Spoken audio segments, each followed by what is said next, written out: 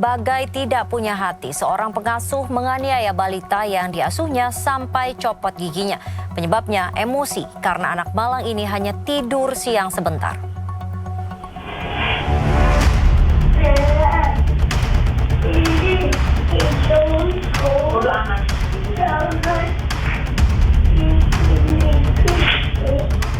Alih-alih jaga amanah yang dititipkan, bahkan Bagai tak punya perasaan. Saat anak yang diasuhnya menangis, pengasuh ini malah memaki, menampar, memukuli, juga membenturkan kepala anak malang ini.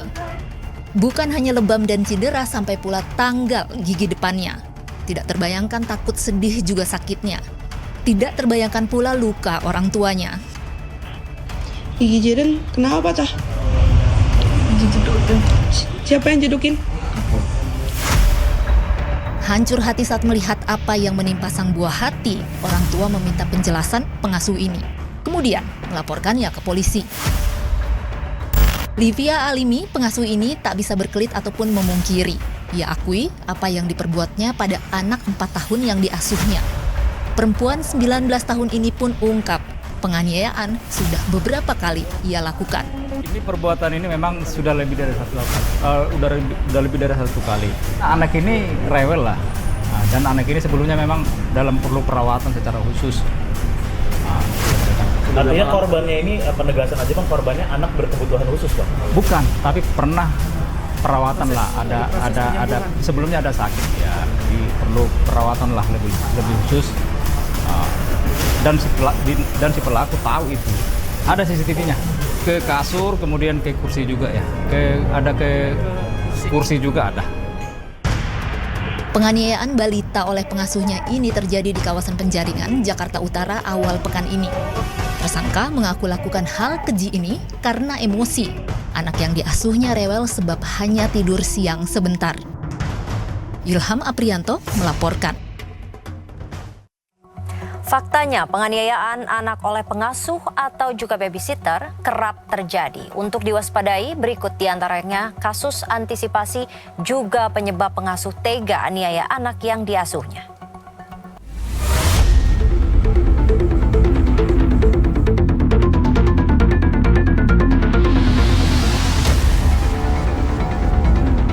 Diberi kepercayaan buat mengasuh dan menjaga. Faktanya, pengasuh atau juga babysitter yang justru menganiaya dan menyakiti bukan 1-2 kali terjadi. Memukul, mengabaikan, juga memberi makanan atau minuman yang tidak seharusnya, bahkan termasuk beracun. Seperti kasus pengasuh beri obat keras buat seolah anak sehat dan gemuk dalam asuhannya. Mengkhawatirkan, faktanya pula dengan berbagai alasan, tak sedikit keluarga tetap pilih titipkan buah hati mereka pada pengasuh yang tentu dipercaya.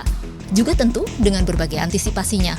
Kalau saat ini anak saya dia sekolah mbaknya di rumah. Sejauh ini pasti waktu itu pasti ada ya mbak dia. Terlebih anak saya dua-duanya usianya dekatan dengan waktu relatif. Mereka masih SD juga.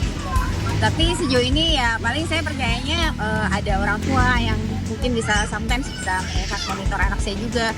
Saya juga melihat dari CCTV seperti itu. Kebetulan ada pengasuh yang merawat anak saya ketika saya keluar kantor seperti ini.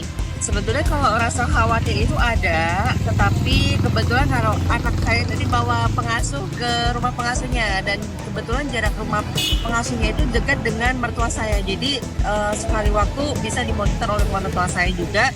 Meski ada pula yang memilih menitipkan kepada keluarga. Saya memilih pakai keluarga. Naruh anaknya dititipinnya sama keluarga. Soalnya nggak percaya kalau sama pengasuh. Pernah contoh teman saya, anaknya tuh selalu dikasih kayak obat tidur, jadi anaknya kalau ditelepon tidur melulu.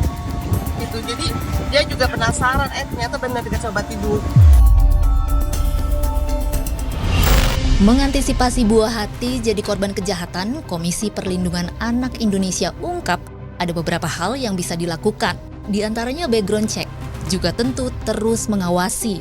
Yang paling terpenting adalah bagaimana pengarus utamaan perspektif pelindungan anak dan pemenuhan hak anak. Jika para babysitter sudah memiliki cara pandang bagaimana melakukan pelindungan bagi anak, pemenuhan hak anaknya, pasti mereka akan terhindar dari perilaku yang awal berdampak kekerasan kepada anak, baik secara kekerasan psikis, fisik, ataupun yang lainnya. Tentunya pengawasan ketika orang tua berada di jarak yang berbeda, CCTV memang ini sangat diperlukan gitu untuk bisa melihat kejadian yang sesungguhnya seperti apa.